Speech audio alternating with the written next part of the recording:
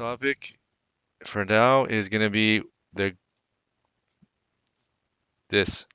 Very seldomly used, but it is used. You have control over the QBE columns. So the QBE columns is the data that appears here.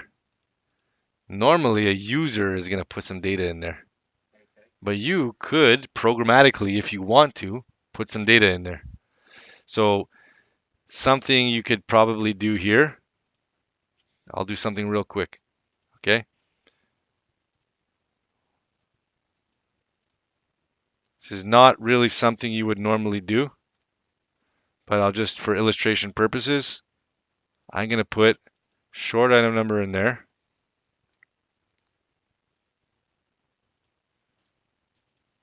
Okay, and instead of filtering, okay, I didn't put a filter on that. It's not, you wouldn't normally do this, okay? Instead of putting a filter in that, I'm gonna add a little, I'm gonna, I'm gonna, when you click the find on the top, I'm gonna say take whatever values in here and put it in here, okay? And so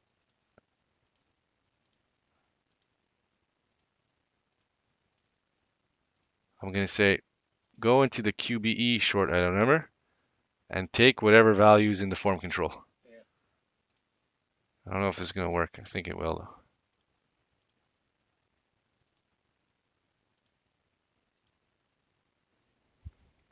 So you normally wouldn't do this. You would just make a filter, right? You wouldn't copy that, but it's 1001.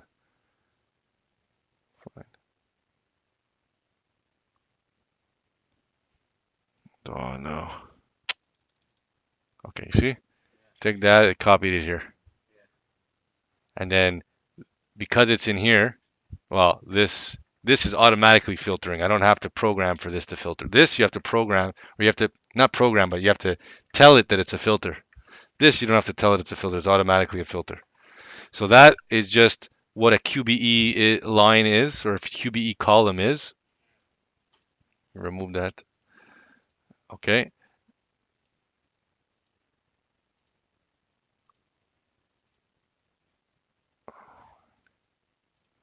So that covers a big chunk of the stuff you're going to see here.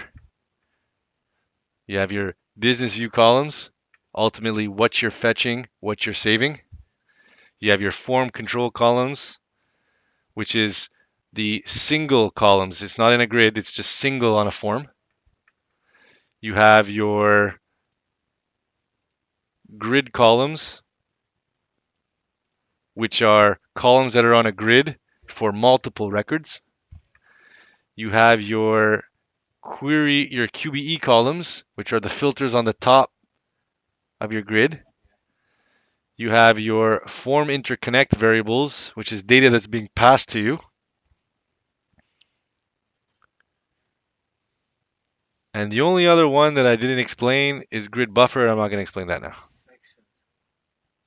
So that's the variables that you have available. The